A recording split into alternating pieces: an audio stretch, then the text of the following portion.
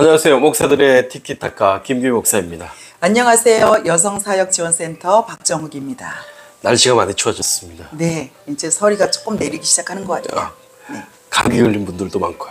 너무 많아요. 그럴까요? 주변에 고생하셨죠? 네, 저도 걸리고 아유. 주변에 목사님들도 많이 걸리더라고요. 네. 날씨, 감기 다 조심해야 될 것 같습니다. 오늘은 어떤 책을 들고 나오셨나요? 네, 오늘은 굶주림보다 더 큰 목마름. 굶주림보다 더 큰 목마름. 예, 북한 간부의 목숨을 건 하나님 사랑이라는 책 제목을 가지고 나왔습니다. 네. 예, 이 책에 대해서 박상원이 씨라는 분이 네. 편저를 했잖아요. 네. 네. 이분이 어떤 분인지 소개 좀 해줬으면 좋겠어요. 네, 먼저 작가 소개부터 해보겠습니다. 박상원 목사님은 네. 연세대 신학대학과를 졸업하시고 장로신학대학교 그리고 선교대학원과 선교대학원 그리고 세브란스 병원 원목 그리고 여러 북한 사역을 하시고요. 현재 기도원 동족 선교회 대표로 역임하고 있습니다. 기도원 동족 선교라는 단체가 있는 거죠? 네, 북한 선교를 집중적으로 하는 선교 단체인 것 같습니다. 네, 여기에서 뭐 기도회도 한다는 소리 들었는데요. 네, 한 달에 한 번 네. 줌으로 전 세계에 흩어져 있는 분들이 함께 북한을 위해서 기도하고 복음 통일을 위해서 기도하는 그런 시간이 있어요. 그 참여해 보셨어요? 네, 저도 이제 줌으로 함께 기도하면서 참여했습니다. 너무 은혜되더라고요. 복음 통일을 위해서 네. 전 세계에 있는 네, 분들이 함께 기도한다는 네. 줌으로 네. 와, 참 그렇게 그 많은 사람들이 함께 목소리를 높여서 하나님 앞에 부르짖어서 복음 통일을 위해서 기도한다면 정말 하나님의 놀라운 역사가 그러니까 기도원 동족 있겠네요. 선교회 하는 일이 네. 이제 복음 통일을 위해서 음. 영적 부흥을 위해서 네. 다시 한번 이 땅에 영적 부흥이 일어나고 또 모든 세대들 그리고 다음 세대들과 함께 북한 선교를 해야 된다. 네. 그런 마음을 가지고 선교하는 단체인 것 같아요. 네. 그러면 이 책은 네. 어떻게 해서 쓰여지게 됐죠? 어떻게 이 박상호 목사님이 선교를 하다가 네. 북한에 정말 믿는 사람이 있는가, 지하교인이 있는가 그런 궁금증을 가지다가 결국 만났대요. 그래서 그분에게 일기장을 받았는데 그 일기장의 내용이 바로 이 내용이라는 겁니다. 지하교회 성도를 만난 거군요. 네. 그분이 북한에서 북한 생활에 대해서 또 네. 예수님 믿고 난 다음에 생활에 대해서 기록해 놓은 일기장 네. 2권을 받게 되어서 네. 그것을 지금 책으로 네. 엮어낸 거잖아요. 네. 그러니까 북한에는 지하교회가 있다. 지하교회가 있다. 예. 근데 참 어떤 분들은 북한에 어떻게 지하교회가 있겠냐라고 이야기하는 분들도 있어요. 그럴까요? 성령의 역사가 없다면 북한에는 지하교회가 있을 수 없는 상황이죠. 그렇죠. 근데 그 핍박이 있을수록 또 환경이 어려울수록 더 하나님을 붙잡게 되고 그리고 하나님께서는 곳곳에다가 심어놓는 하나님의 그 복음의 씨앗에 자녀들이 있는 게 당연한 거잖아요. 네. 그들을 통해서 성령님 역사해 주시고 당연히 지하교회는 있습니다. 있습니다. 우리가 네. 역사를 봐도 네. 교회를 다 없앴다고 그랬는데 네. 성경을 다 불태웠다고 했는데 네. 믿는 사람이 있었잖아요. 네, 항상 그루터기를 남겨서 복음이 이어지게 하시는 그 하나님의 역사를 본다면 네. 정말 있는 것 같아요. 우리가 자세히 얘기는 하지 못하지만 네. 북한에 뭐 중국에 있는 성도들이 피해를 볼 수 있으니까 자세히 얘기하지 못하지만 자료도 있다고 합니다. 네. 실질적으로 영상도 있고 예, 실질적인 사실은 영상도 뭐 있고. 만나기도 확실하게 했고 그리고 이 김길남 씨도 가명이잖아요. 그렇죠? 네. 네, 참 우리가 조심스러운 부분이 있습니다. 그래서 이 기도원 동족 선교에서 네. 이 김길남 씨와 함께했던 이야기 그 굶주림보다 더 큰 목마름도 네. 있고 또 빚은 그를 외면하지 않았다라는 책도 있습니다.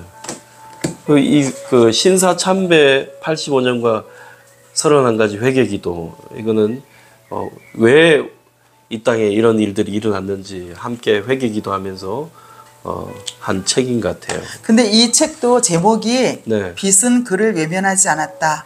이 말도 굉장히 의미가 있는 것 같아요. 네. 빛이신 예수님이 어둠 속에 있었던 그 북한에 동포들, 네. 형제들 그들을 외면하지 않고 그들을 빛 가운데로 끌어내는 그래서 빛은 그들을 외면하지 않았다. 어떻게 보면 이 책의 전편이라고 얘기할 수 있죠. 그렇죠. 이 책의 전편. 이 형제가 예수 믿기 전에 네. 이야기, 여기는 예수 믿고 나서부터 네. 예, 죽을 때까지 이야기, 네. 순교할 때까지. 네.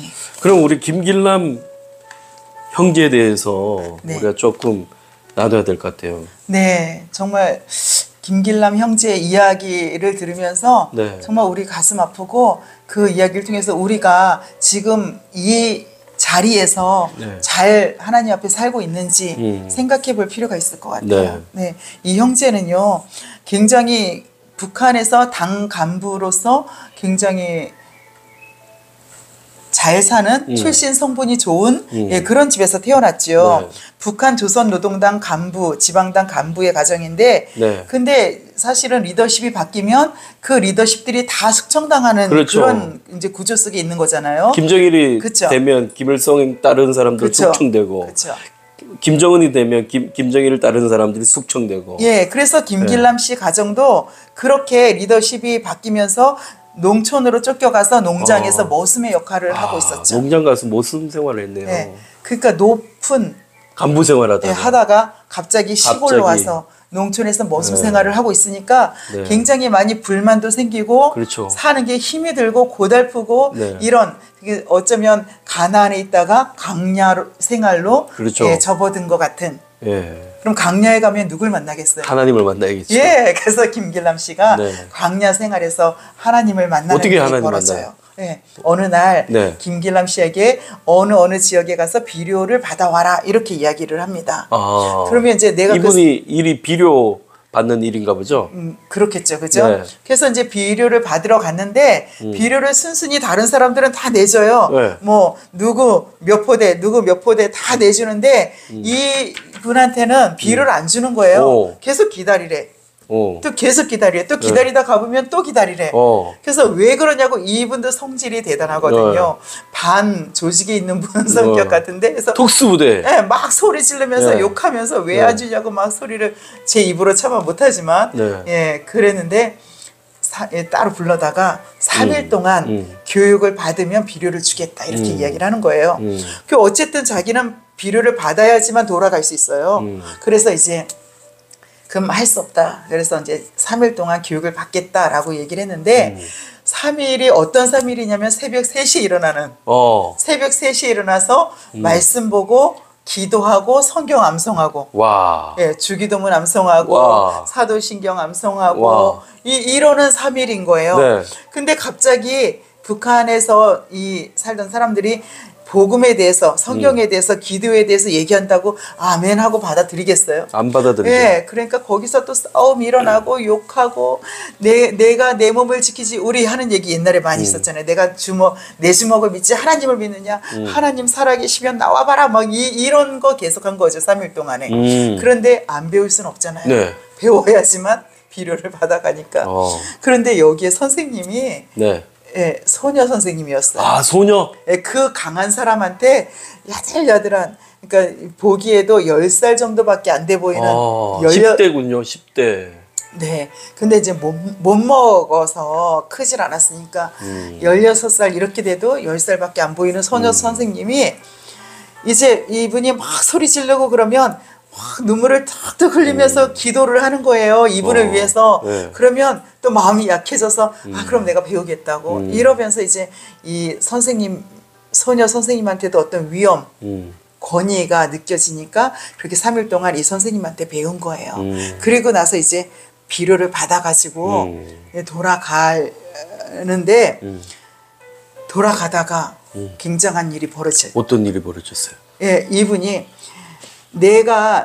내 몸을 내가 지키지 하나님이 지켜주냐? 그러면서 하나님 살아계시면 나와봐라 막 소리를 질렀는데 이제 돌아가면서 자기가 이제 트랙터에다가 비료를 싣고 옆에 타고 운전사가 그 트랙터를 운전해서 가다가 그러다가 이제 길 낭떠러지로 떨어지는 일이 생기는 거죠. 떨어지는데 하나님의 역사가 그것이 계속 떨어지면 차가 계속 떨어지면 처박혀서 어떤 일이 벌어졌을 텐데 네. 떨어지다가 중간에 토끼 꼬리만한 그 나무에 차가 딱 받쳐요. 아, 차가 받치면 어떻게 되는지 알아요? 차가 완전 360도. 아니 일렁일렁 이게 이렇게 360도 굴러가다가 나무 뿌리에 받치면 받쳐서 이게 나무에 이렇게 돼갖고 이렇게 받치면 이게 일렁일렁해요. 예. 그러면 여기서 타고 내려올 때 차에서 내려올 때도 이게 굴러 떨어질까봐 조심조심 내려와야 되거든요. 제가 이 경험을 했거든요. 저도 낭떠러지에 차가 떨어지다가 나무에 차가 탁 들이박아서 앞부분이 그래서 저도 그 차가 멈췄는데 내려오려고 보니까 차가 대각선으로 일렁일렁 하는 거예요. 그래서 기도하는 마음으로 살살 나왔어요. 나와 보니까 앞에는 나무에 차가 받치고 뒷부분에는 멀리 외딴 집에 김장을 하고 그 김장한 그 이파리 있잖아요. 그것을 여기다가 버려서 이게 푹신푹신한 스펀지 역할을 해줘서 차가 이렇게 양쪽으로 딱 받쳐갖고 저희가 살았거든요. 예, 그런 일이 있었는데 저 이분의 그 에피소드를 보면서 옛날 제 생각이 났죠. 그래서 이분이 막 하나님이 살아계시면 내가 360도 2단 3단 발차기를 하겠다 막 이랬는데 자기가 360도 차가 막 굴러 떨어진 거죠. 그러면서 거기에서 하나도 안 다치고 기적적으로 살았네. 기적적으로 정말 다치는 데가 하나도 없는데 그 운전기사는 완전 다쳤죠. 그러면서 똑같이 타고 가다가 한 사람은 완전히 다치고 그래서 이 사람은 며칠 동안 의식이 없어. 그리고 자기는 하나도 안 다치고 이걸 보면서 자기가 했던 말들이 다 생각이 난 거예요. 내가 내 몸을 지킬 수 있는 게 아니구나. 하나님이 나를 지켜주셨구나. 그리고 하나님은 살아계시구나. 예, 이것을 여기서 완전히 알게 되고 여기서 하나님을 만나는 일이 벌어집니다. 그리고 나서 이제 신앙생활을 하게 되는데 아까 그 소녀 선생님 있잖아요. 네. 소녀 선생님은 어떤 분이었냐면 그 가느다를 한 그 10살 정도밖에 안 돼 보이는 소녀 선생님이 먹고 살겠다고 북한을 탈출한 탈북민이었는데 타국에 가서 복음을 받아들인 거예요. 그래서 복음을 알고 나니까 내 동족, 내 형제들이 생각이 나서 그들에게 복음을 전해서 그들이 정말 살았으면 좋겠다. 그래서 다시 들어온 거예요. 살겠다고 나갔는데 다시 들어온 거예요. 죽음을 무릅쓰고. 그래서 이렇게 전도하고 이 김길남 씨 같은 분들을 만나서 그분들에게 복음을 전하는 일을 하고 있었던 거죠. 성경을 가르치고 기도하고. 근데 이분이요 2년 후에 잡혀서 공개 처형을 당해요. 참 살 수도 있었는데 이제 네. 돌아와서 복음을 전하고 그렇게 하다가 순교당하셨네. 이분들은 복음을 전하기 위해서요 자기의 생명은 정말 아깝다고 생각을 안 하고 이런 분들이 북한에 어느 정도에 있는지는 모르지만 이런 분들이 북한에 다 숨어서 곳곳에 있는 거죠. 근데 어떻게 지하교회가 없다고 큰 소리를 칠 수 있겠어요? 지하교회 없다라고 말할 수가 없습니다. 지하교회는 있습니다. 북한의 성도님들의 수준은 기본적으로 순교를 각오하는 그렇죠. 신앙. 순교의 신앙이다. 예. 그리고 어떻게 보면 순수한 신앙이다. 네. 라고 할 수 있죠. 우리 여기 보면 그 책에 대해서 얘기하는데 예. 성경 가지고 온 이야기도 참 재밌더라고요. 보니까. 그렇죠. 그 성경을 가지고 와야 되는데 성경 가지고 올 방법이 없어요. 중국에 넘어갔다고 합니다. 중국에 넘어갔는데 성경을 구하지 못해서 다시 국경을 넘어오다가 경비대에 걸려가지고 결국 두들겨 맞고 두들겨 맞다가 또 찔려서 피 흘리고 어떻게 도망치다가 여자분들 예수 믿는 분들을 만나가지고 또 도움을 받고 살아남았어요. 그 마음 가운데 어떻게 이 성경을 구하지? 훔쳐라는 마음이 들어요. 어디를 훔쳐요? 성경을 훔쳐요? 성경 훔쳐요. 어디서 훔쳐요? 중국 교회 가서 훔쳐. 그래서 중국 교회 가서 성경을 구한 거예요. 다시. 그래서 성경을 구해와서 이 귀한 성경 어떻게 해야 돼요? 예? 이 귀한 성경 66권인데 다 쪼개가지고 한 권씩 쪼개가지고 서로 나눠 가지는 거예요.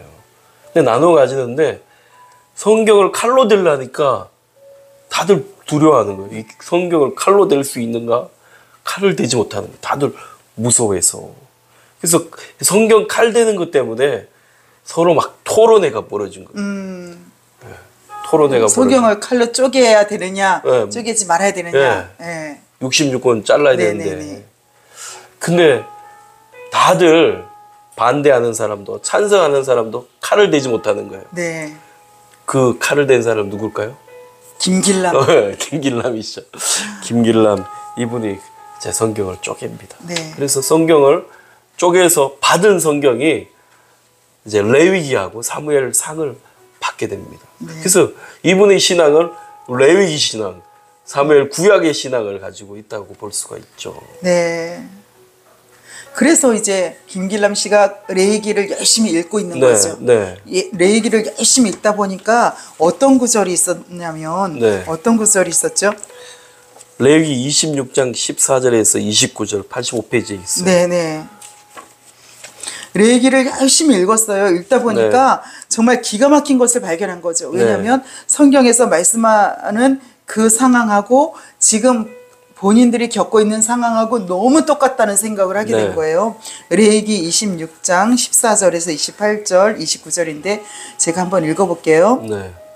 그러나 너희가 내게 청종하지 아니하여 이 모든 명령을 준행하지 아니하며 내 규례를 멸시하며 마음에 내 법도를 싫어하여 내 모든 계명을 준행하지 아니하며 내 언약을 배반할진대 내가 이같이 너희에게 행하리니 곧 내가 너희에게 놀라운 재앙을 내려 폐병과 열병으로 눈이 어둡고 생명이 쇠약하게 할 것이요 너희가 파종한 것은 헛되리니 너희의 대적이 그것을 먹을 것임이며 너희가 아들의 살을 먹을 것이요 딸의 살을 먹을 것이며 예 성경 레위기를 읽다가 또 북한의 상황하고 비슷한 것을 발견하게 되게 됩니다. 26장을 읽으면서 또 16장 22절 그러면서 계속 너희 가축을 멸하며 너희의 수요를 줄이리니 너희의 길들이 황폐하리라 계속 나오는 거예요.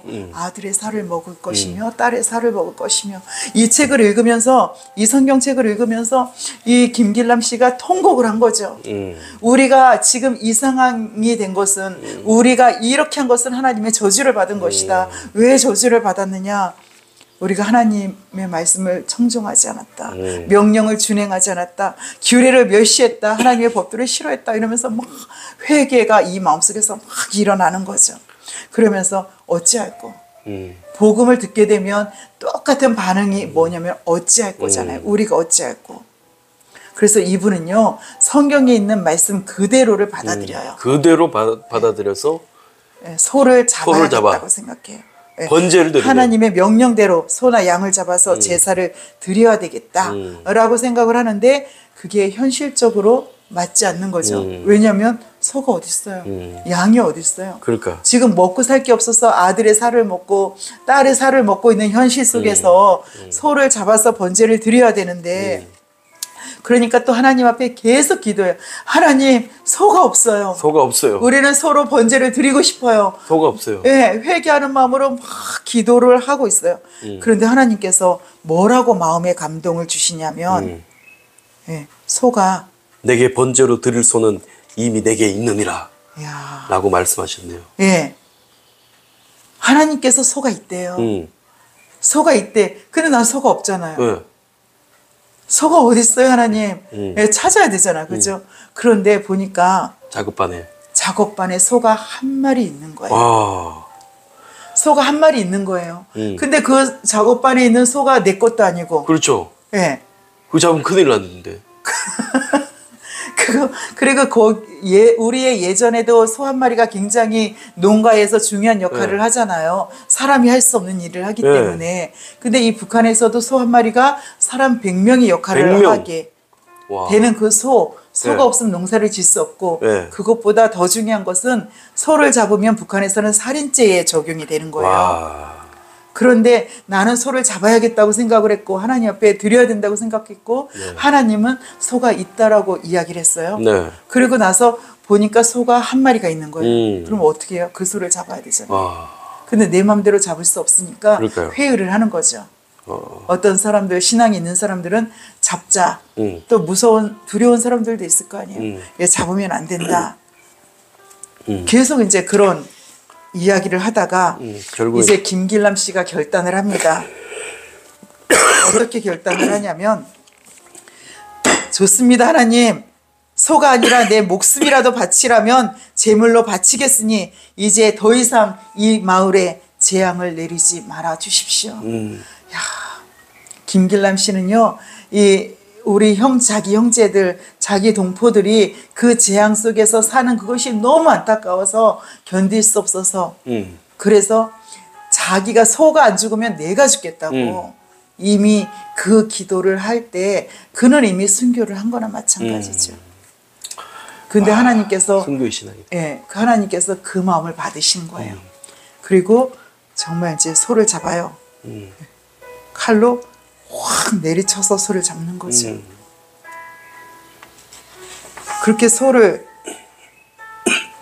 잡으면서 뭐라고 이야기하냐면 우리 작업반의 모든 제약을 이 소에게 담당시키시고 하나님께 향기로운 제물로 드리니 이 제물을 달게 받아주시고 이후 모든 재앙을 멈추어 주옵소서.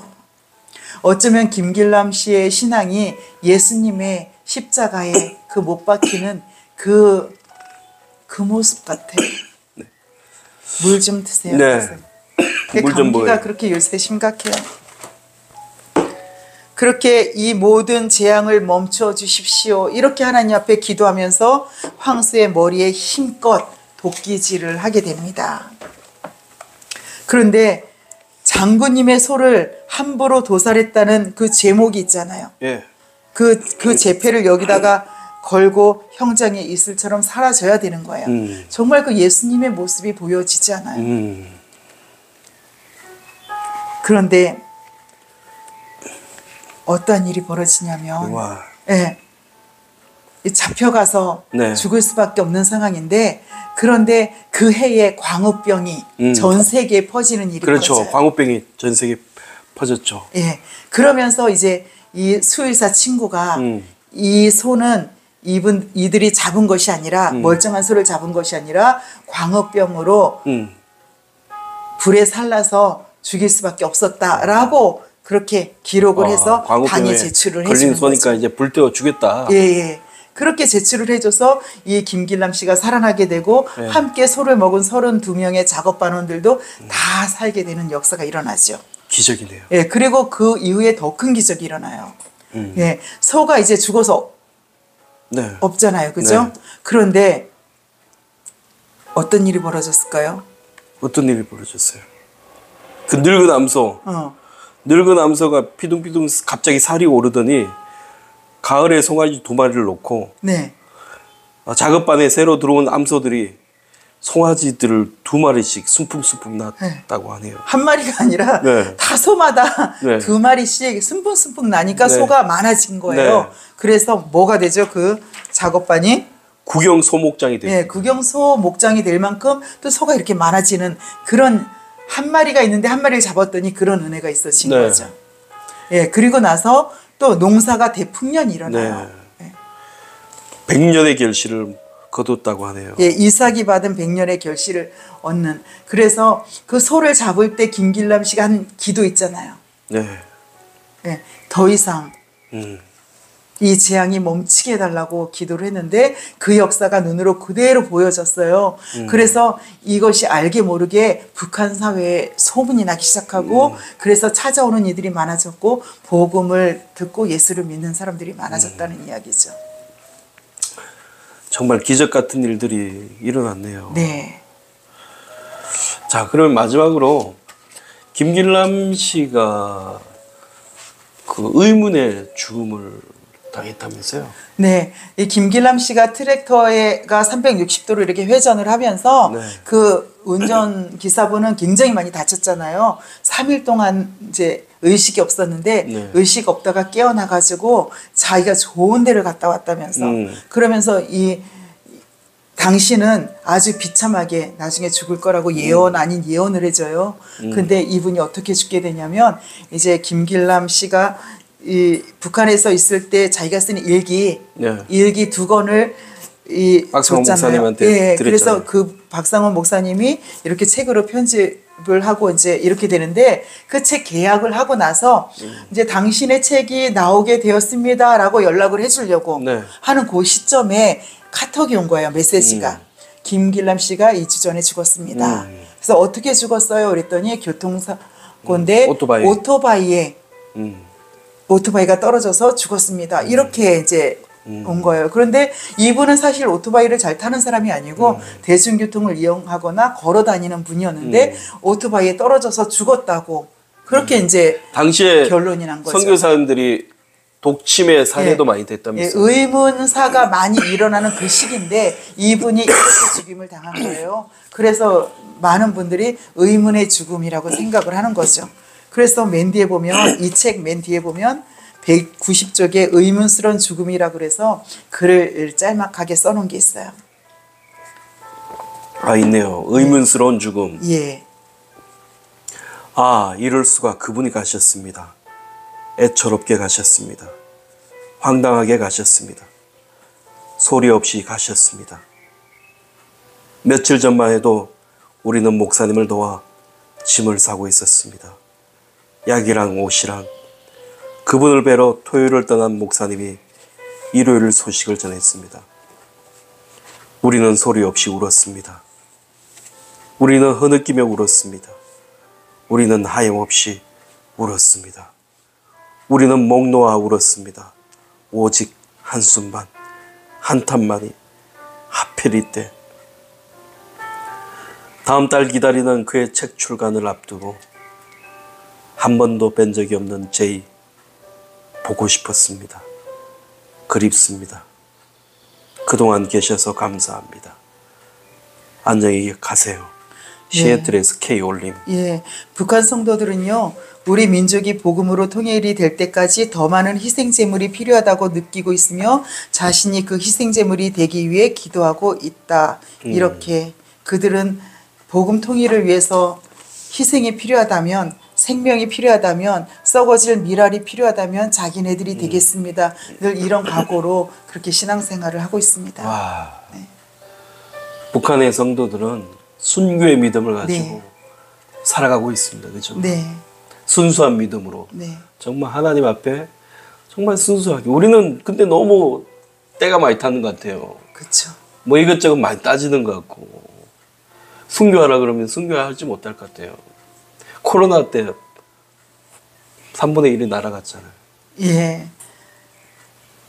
그래서 이 책을 읽으면서 처음에는 내 자신의 잠자는 영이 깨워졌으면 좋겠고 우리 한국교회가 더 새로워지기를 소원했으면 좋겠고 그리고 기도의 동족 선교회처럼 전 세계가 줌으로 하는 그 복음 선교를 위해서 함께 기도하고 그 힘을 보태는 것도 굉장히 중요할 것 같습니다. 우리가 북한 선교 도와야 됩니다. 그리고 함께 기도해야 됩니다.